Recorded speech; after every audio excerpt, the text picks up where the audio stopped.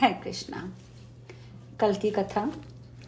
सप्तऋषियों ने जब कहा कि जो चाहते हो हमसे मांग लो, सप्तऋषियों की बात सुनकर राजेश्वर नहुष लज्जित हो गया। उसका सिर झुक गया। तथापि माया से मोहित चित्त होने के कारण फिर भी वह बोला। नहुष ने कहा, महर्षियों, आप लोग भक्त वत्सल हैं और सब कुछ देने की शक्ति रखते हैं। इस समय मैं शची को पाना चाहता हूँ, अतः शीघ्र ही मुझे शची का दान दे दीजिए। महासती शची ऐसे पति को पाना चाहती है जिसके वाहन सप्तऋषि हों। यही मेरा वर है। आप लोग शीघ्र ही मेरे अभिष्ट कार्य को संपन्न करें। नारद, नहुष की बात सुनकर सब मुनि कौतूहलवश एक दूसरे को देखते हुए जोर जोर से हंसने लगे। राजा को भगवान विष्णु की माया से वेशिष्ट एवं मोहित मानकर उन दीन वत्सल सप्तऋषियों ने कृपा पूर्वक राजा का वाहन बनने की प्रतिज्ञा कर ली। उसकी शिविका मुक्ता और माणिक्य से सुशोभित थी। ऋषियों ने उसे कंधे पर उठा लिया और राजा नहुष सुंदर वेश एवं रत्नमय आभूषणों से विभूषित हो उस शिविका में चला। उस वाहन द्वारा अभिष्ट स्थान पर पहुंचने में अधिक विलंब होता देख राजा सप्तऋषियों को डांटने फटकारने लगा। शिविका के उस मार्ग पर सबसे आगे चलते थे दुर्वासा।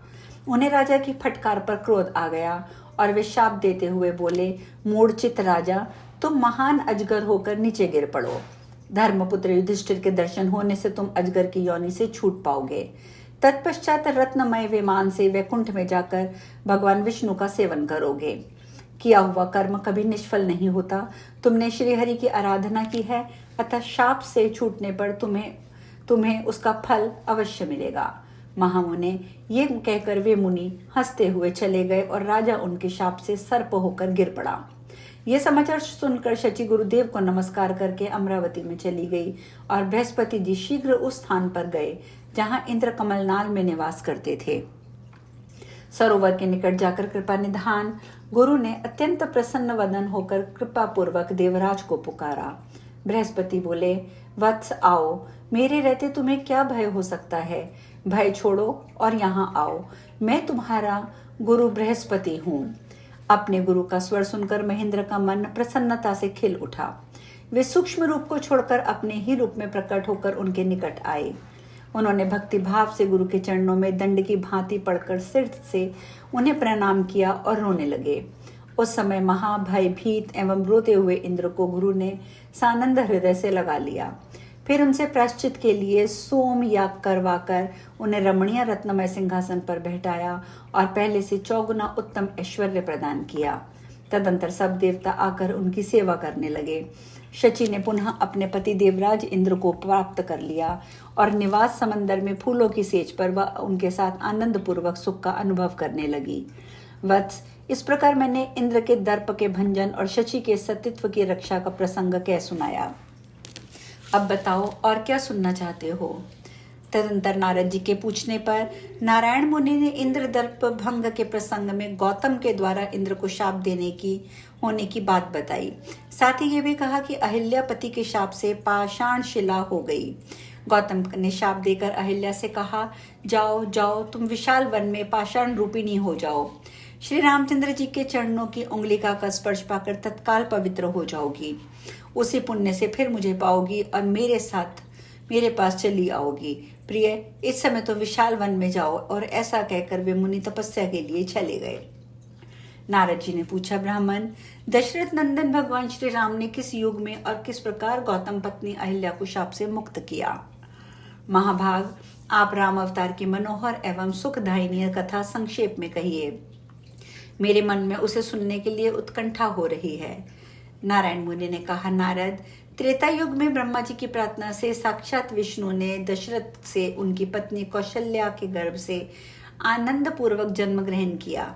केकई से भरत हुए जो राम के समान ही गुणवान थे और सुमित्रा के गर्भ से लक्ष्मण और शत्रुघ्न का जन्म हुआ। वे दोनों ही गुणों के सागर थे।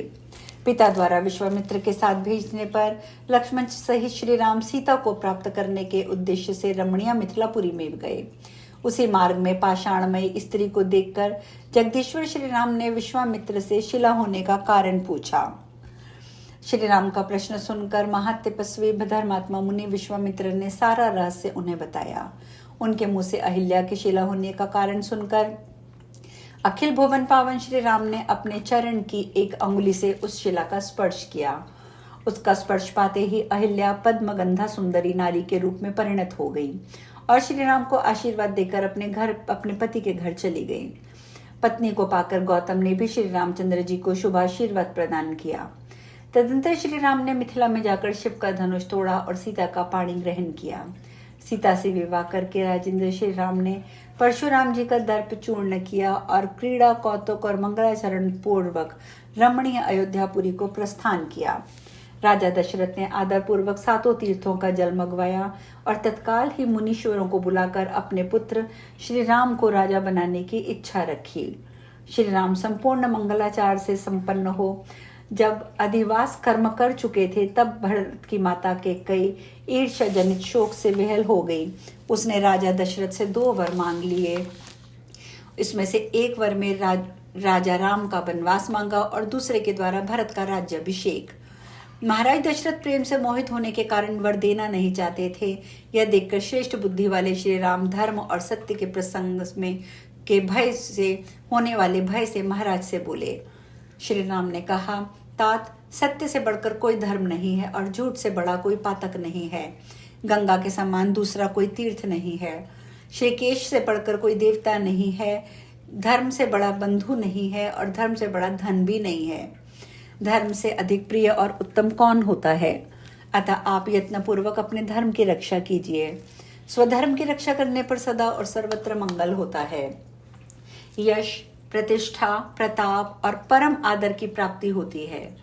मैं 14 वर्षों तक गृह सुख और का परित्याग करके धर्म पूर्वक विचरता हुआ आपके सत्य की रक्षा के लिए वन में वास करूंगा। जो इच्छा या अनिच्छा से सत्य प्रतिज्ञा करके उसका पालन नहीं करता, वह अशौच का भागी होता है और वह अशौच उसके शरीर के भस्म होने तक बना ही रहता है। जब तक चंद्रमा और सूर्य रहते हैं, तब तक वह कुंभिपाक नरक में यातना भोगता है। तदंतर मानव योनि में उत्पन्न हो वह 7 जन्मों तक गूंगा और कौड़ी होता है। ऐसा कहकर श्री राम वलकल और जटा धारण करके सीता जी, लक्ष्मण जी के साथ विशाल वन में चले गए। इधर महाराज दशरथ ने पुत्र शोक में अपने शरीर को त्याग दिया। श्री रामचंद्र जी के पिता के सत्य की रक्षा के लिए वन वन में भ्रमण करने लगे। कालांतर में उस विशाल एवं घोर वन में घूमती हुई रावण की बहन शूर्पणखा उधर आ निकली। उसने कौतूहल से श्री राम को देखा। उन्हें देखते ही वह उल्टा राक्षसी काम वेदना से पीड़ित हो गई। उसके सारे शरीर के अंगों में रोमांच हो आया और वह मूर्छित सी हो गई। फिर वह श्री राम के पास चली आई। शूर्पणखा सदा बने रहने वाले यौवन से युक्त अत्यंत प्रौढ़ एवं कामोन्मत्त थी। वह मन में काम भावना लेकर श्री राम से मुस्कुराते हुए बोली। शूर्पणखा ने कहा, हे राम, हे घनश्याम, हे रूपधाम, हे गुणसागर, मेरा हृदय आप में अनुरक्त हो गया है। आप एकांत स्थान में मुझे स्वीकार कीजिए। तदंतर श्री राम और लक्ष्मण ने शूर्पणखा की से उनकी बातचीत हुई। अंत में लक्ष्मण ने तीक्ष्ण धार वाले अर्धचंद्राकार बाण से उसका नाक काट दिया। उसका भाई खरदूषण बड़ा बलवान था। उसने आकर युद्ध किया और लक्ष्मण ने अस्त्र से सेना सहित उसे मारकर यमलोक में भेज दिया। 14,000 राक्षसों और खरदूषण को मारा गया देखकर शूर्पणखा ने रावण को फटकारा और सारा समाचार बताकर वह तत्काल पुष्कर तीर्थ में चली गई। वहां दुष्कर तपस्या करके उसने ब्रह्मा जी से वर प्राप्त किए। सर्वज्ञ कृपा सिंधु ब्रह्मा ने उसके मन की बात जान ली और उसे इस प्रकार कहा। ब्रह्मा जी बोले, वरानने, श्री राम दुर्लभ है, तुम उन्हें प्राप्त नहीं कर सकती हो, इसलिए दुष्कर तपस्या कर रही हो। इसी तरह जितेंद्रियों में श्रेष्ठ धर्मात्मा लक्ष्मण को प्राप्त करने में भी तुम्हें सफलता नहीं मिलेगी। अतः उधर से निराश होकर तुम तपस्या इस समय कर रही हो। तुम्हारी इस तपस्या का फल तुम्हें दूसरे जन्म में मिलेगा। जो ब्रह्मा, विष्णु और शिव आदि के भी ईश्वर हैं तथा प्रकृति से परे हैं, उन भगवान श्री कृष्ण को तुम पति रूप में प्राप्त करोगी। ऐसा कहकर ब्रह्मा जी सानंद अपने धाम को चले गए। शूर्पणखा ने अपने शरीर को अग्नि में विसर्जित कर दिया। वहीं दूसरे जन्म में कुब्जा हुई। शूर्पणखा के उकसाने से मायावी राक्षस रावण क्रोध से कांपने लगा। उसने माया द्वारा सीता का हर लिया। सीता को आश्रम में न देखकर श्री राम जी मूर्छित हो गए। तब उनके भाई लक्ष्मण ने आध्यात्मिक ज्ञान की चर्चा करके उन्हें सचेत किया। पुनः तत्पश्चात वे जानकी की खोज में इधर उधर कंदराओं में भटकने लगे। सुदीर्घ काल तक अन्वेषण करने के बाद भी उन्हें जानकी जी का पता ना चला। तब भगवान राम ने स्वयं ही जाकर वानरराज सुग्रीव के साथ मित्रता की और बाली को बाणों से मारकर उनका राज्य सुग्रीव को दे दिया। ये सब उन्होंने अपने मित्र के प्रति किया।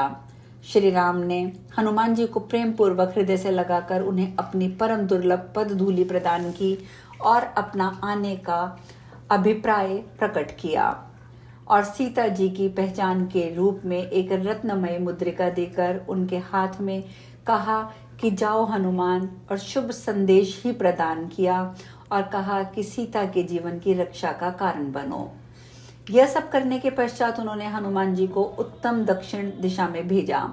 हनुमान जी की रुद्र की कला से प्रकट हुए थे। वे श्री राम का संदेश लेकर सीता जी की खोज में श्रीलंका गए।